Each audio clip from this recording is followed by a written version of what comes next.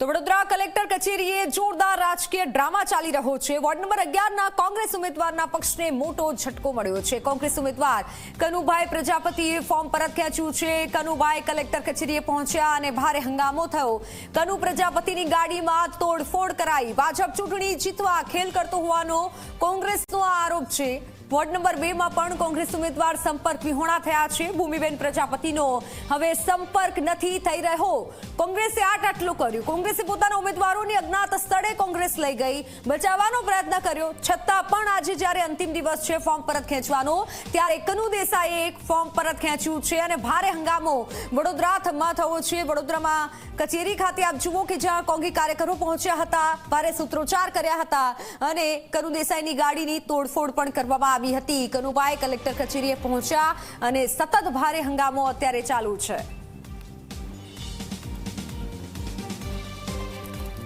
ઉમેદવાર છે કનુભાઈ પ્રજાપતિ, એમની સામે કોણ ઊભું છે?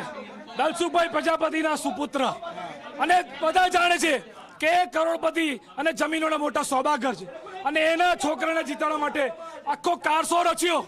આ ભાઈને ભાજપના પ્રોટેક્શનમાં અને પોલીસના પ્રોટેક્શનમાં આવું એટલા માટે કહું છું કારણ કે જે પોલીસ વાળા પ્રજાપતિ સરનેમ વાળા ભાઈ એમના ઘરે ગયા હતા, આ શબ્દ એમને જાતે અમને કીધા હતા।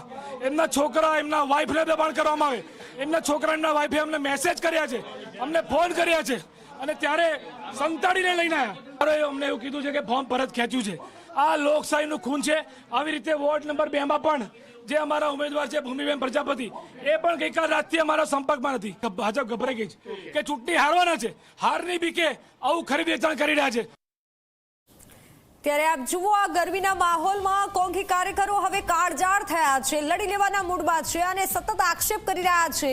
કનુ દેસાઈનો ઘેરાવ કરી દીધો છે, ગાડીમાં તોડફોડ કરી છે કારણ કે ફોર્મ પરત ખેંચ્યું છે। આજે ફોર્મ પરત ખેંચવાની છેલ્લી તારીખ અને આ ડ્રામા વડોદરામાં જોવા મળી રહ્યો છે। ગઈકાલે કોંગ્રેસે પોતાના નવા ઉમેદવારોને અજ્ઞાત સ્થળે લઈ ગઈ અને જે અજ્ઞાત સ્થળે રાખ્યા કારણ કે ફોર્મ પરત કોઈ પણ ઉમેદવાર ન ખેંચે। ત્યારે અનેક સવાલ તે પણ લઈને ઉઠી રહ્યા હતા, પણ આપ જુઓ કે જ્યાં કનુ દેસાઈની ગાડીમાં તોડફોડ કરવામાં આવી છે, કાચ તોડી નાખ્યા। આ ખાસ જે રોષ જોવા મળ્યો છે કોંગ્રેસના કાર્યકર્તાઓમાં, ત્યારે કનુ દેસાઈનો ઘેરાવ કરી દીધો અને કનુ પ્રજાપતિનો ઘેરાવ કરી દીધો અને આ જે દ્રશ્યો સામે આવ્યા છે વોર્ડ નંબર 11ના કોંગ્રેસ ઉમેદવારનો પક્ષને ઝટકો અને પક્ષના હવે તમામ કાર્યકરો રોષે ભરાયા છે। કોંગ્રેસ ઉમેદવાર કનુભાઈ પ્રજાપતિએ ફોર્મ પરત ખેંચ્યું છે। કનુભાઈ કલેક્ટર કચેરી ખાતે પહોંચ્યા અને ભારે હંગામો થયો છે। કનુ પ્રજાપતિની ગાડીમાં તોડફોડ કરાઈ છે।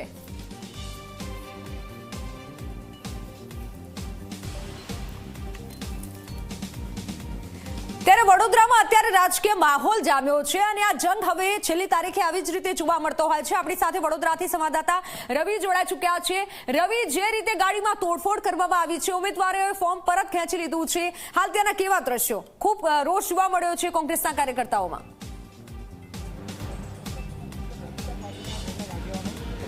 બિલકુલ, વાત કરવામાં આવે તો વડોદરા કોર્પોરેશનની 76 બેઠકની જે ચૂંટણી છે તેમાં એક બેઠક હવે બિનહરીફ થઈ ગઈ છે। ભારતીય જનતા પાર્ટી ચૂંટણી પહેલાં જ એક બેઠક જીતી ગઈ છે, તે પ્રકારનો ઘાટ સર્જાયો છે। ત્યારે આપણી સાથે વાત કરવા માટે ગુજરાત રાજ્યના પૂર્વ મંત્રી અને કોંગ્રેસના વરિષ્ઠ નેતા ભીખાભાઈ રબારી, તેમની સાથે વાત કરીશું। ભીખા કાકા, શું કહેશો? હવે તો 76ની જગ્યાએ તમારે 75 બેઠક પર ચૂંટણી લડવી પડશે। આ કોને લીધે થયું છે? ભાજપવાળાએ ઊભું કરેલું છે ને। અમારો ઉમેદવારને ડરાવી ધમકાવીને બધી રીતે ઉઠાવગીરી કરી છે અને ઉઠાવીને લઈ ગયા છે।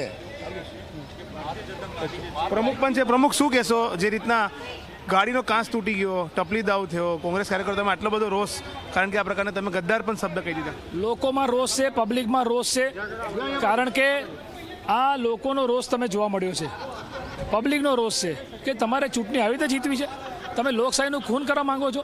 જે પાર્ટીએ તમને વિશ્વાસ મૂકીને તમને મેન્ડેટ આપ્યો, તમે ફોર્મ હસતા ફોર્મ ભરવા આવ્યા, તમે પ્રચારે શરૂ કરી દીધો અને હવે એમને જે દબાણ આવ્યું કે એમના ફેમિલીનું દબાણ હોય કે કોઈનું પણ દબાણ હોય કે ધાક ધમકી છે કે લોભ લાલચ, હવે તો એ અલગ પ્રકારની વાતો કરવાના, હવે એમની પર કેટલો વિશ્વાસ કરવાનો? જ્યારે ફોર્મ ભરવા આવ્યા હતા ત્યારે તો એમને કોઈ સ્ટેટમેન્ટ આપ્યા નહોતા, પણ આ લોકશાહીના ખૂન સમાન છે। ભાજપ હાર ભાંડી ગઈ છે, માટે ચૂંટણી જીતવા માટે બીજેપીના નેતાઓ આવા કાવા દાવા કરે છે। આમ તો જ્યારે ચૂંટણીની પ્રક્રિયા શરૂ થઈને ત્યારે અમારા જે ઉમેદવારના દરખાસ્ત મૂકનારા અને ટેકેદારો આ લોકોને પણ આ લોકોએ ધાક ધમકી આપેલી, ત્યારે અમે એમ લોકોને સુરક્ષિત સ્થળ પર લઈ ગયા હતા. ગઈકાલ રાતથી અમારા 10 થી 12 ઉમેદવારોને અમે સુરક્ષિત સ્થળ પર ખસેડ્યા. પણ આ જે કનુભાઈ છે અને બીજા એક બેન છે એ અમારા સંપર્કમાં, ભૂમિબેન આયા સંપર્કમાં આયા? હજુ સુધી નથી આવ્યા. અમે પ્રયત્ન કરી રહ્યા છે, અમારા કાર્યકર્તાઓ પણ અમને શોધી રહ્યા છે.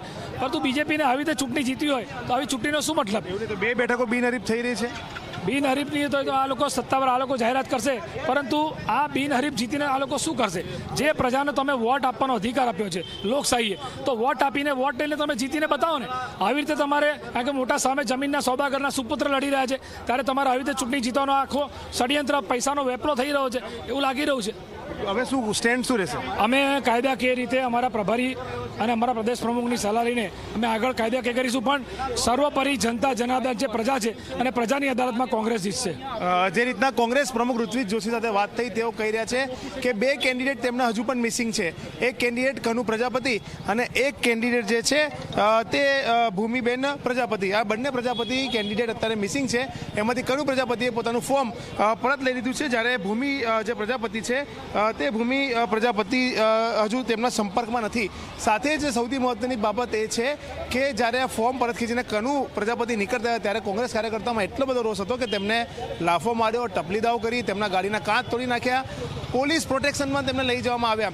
કારણ કે સ્વભાવ છે કે કોંગ્રેસે જ્યારે મેન્ડેટ આપ્યું અને તે મેન્ડેટને આ રીતના અનાદર કરીને ફોર્મ પરત ખેંચી લે ત્યારે કોંગ્રેસમાં રોષ હોય, પરંતુ ક્યાંક ને ક્યાંક તેમની નિષ્ફળતા પણ છે કે જ્યારે ઉમેદવાર પસંદગી કરી ત્યારે તેમને આ ક્રાઇટેરિયા નહીં જોયે, ઉમેદવાર કેટલો લોયલ છે તે નહીં જોયું હોય, અને તેને લઈને કોંગ્રેસની આ જે ચયન પ્રક્રિયા છે તેને લઈને પણ હવે સવાલો ઉઠવા પામી રહ્યા છે. બિલકુલ રવિ, એટલે હવે સવાલ એ પણ થાય છે કે શું કોંગ્રેસના ઉમેદવાર ભૂમિબેન બચ્યા છે તો શું એ પણ આ રીતે ફોર્મ પરત ખેંચશે?